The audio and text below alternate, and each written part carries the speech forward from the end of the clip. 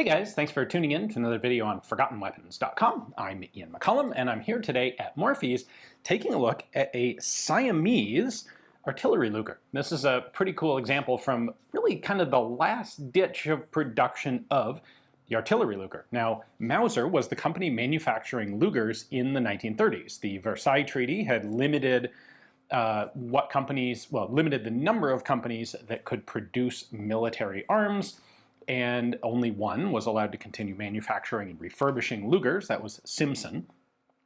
But as Nazi Germany takes over and they start to rearm, Mauser starts manufacturing Lugers. And it actually had a surplus of some still leftover World War I production parts, in particular parts for the artillery Luger. So there are a whole bunch of sales of regular P08 Lugers, both to the German military and to a bunch of other foreign countries during the 1930s, but there are only a few countries that are actually interested in the artillery Luger. That's the 8-inch or 200-millimeter barrel with the detachable shoulder stock and the 800-meter tangent sight.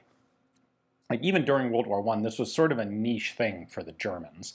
But in the mid-1930s, there are a couple countries that are interested. There's a Persian contract that's kind of cool, there's a Turkish contract, and there is a Siamese contract. These were specifically used by the Bangkok Police.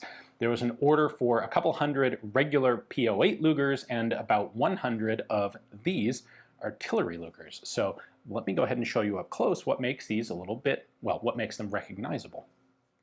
To me, the idea of having a gun like an artillery Luger for police use actually makes a lot of sense. Police use is one of those places where you would want to be able to deliver point-accurate fire. You don't want necessarily spraying fire from a submachine gun in a crowded public area, but you might need to shoot somebody carefully, and being able to have a shoulder stock but on a very compact firearm that's easy to actually carry around on a regular basis, well, that makes a lot of sense to me. So, not sure how much actual use these got in Bangkok, but that's where they were. Now, looking at the gun itself, the barrels, the rear sights, and the shoulder stocks were all leftover World War I surplus parts that Mauser was using up. The slides and frames and the other components are new manufactured. Mauser was still producing Lugers, was really producing quite a lot of Lugers at this point.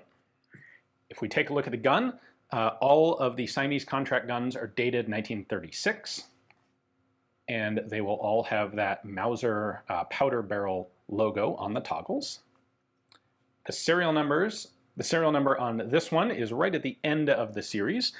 These range from 3450V to 3553V, so there's our script V at the bottom there. For what it's worth, the Siamese regular P08 Lugers are in the range of 4,000 to 4,600 V.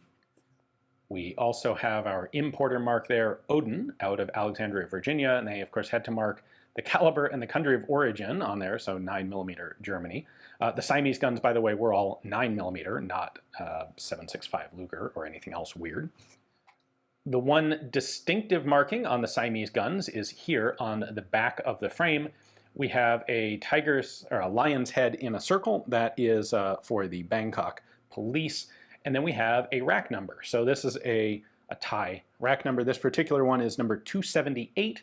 These numbers were applied to the guns, it appears, sometime after World War II, because the rack numbers that have been found like this include some guns beyond these 1936 Mauser Lugers. They also include some Dutch Lugers that were captured out of Indonesia, as well as various other pistols.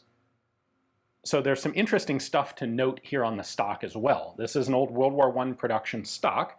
They did go ahead and number it to match the pistol, but this never had the leather attached to it. So in World War I, these stocks also had shoulder and holsters attached to them, and these pre-drilled screw holes are where that leather would have been attached, but it never was on these. So they took stocks out of surplus storage. The Thais didn't want the leather work on them, but the holes were already drilled from when these had been manufactured. So that's why you've got the extra stuff back here. It's also kind of cool that there's still this sticker in Thai on the stock. I have no idea what that means, but I'm sure there's someone out there watching this who can read Thai. And if you want to tell me down in the comments what this means, I'd be really curious to find out. So let me know. These remained in Bangkok Police service into the 1970s. So after the point where Siam became Thailand, they went from being Siamese police guns to Thai police guns. Eventually, in the late 1970s, they're sold as surplus when the Thais finally replaced stuff with more modern, newer equipment. They're sold to a variety of people, including one importer who brings them into the United States, a company called Odin out of Alexandria, Virginia. That's who brought in this one. Unfortunately, a lot of them apparently ended up mismatched because when they were shipped into the US, the slides and frames were separated for more efficient packing, and not all of them were actually assembled with the proper matching parts. Sometimes it was just whatever came out of the box first. So very cool that we have this one that is intact, correct, matching, Thai writing on the stock. That's really cool. I think it's a really neat example for someone who wants to have an unusual version of a Mauser Luger pistol. Right out of the last gasp of Artillery Luger production. Hopefully you guys enjoyed the video. Big thanks to Morphe's for giving me access to this one to show to you guys. Hopefully its new owner enjoys it very much. Thanks for watching.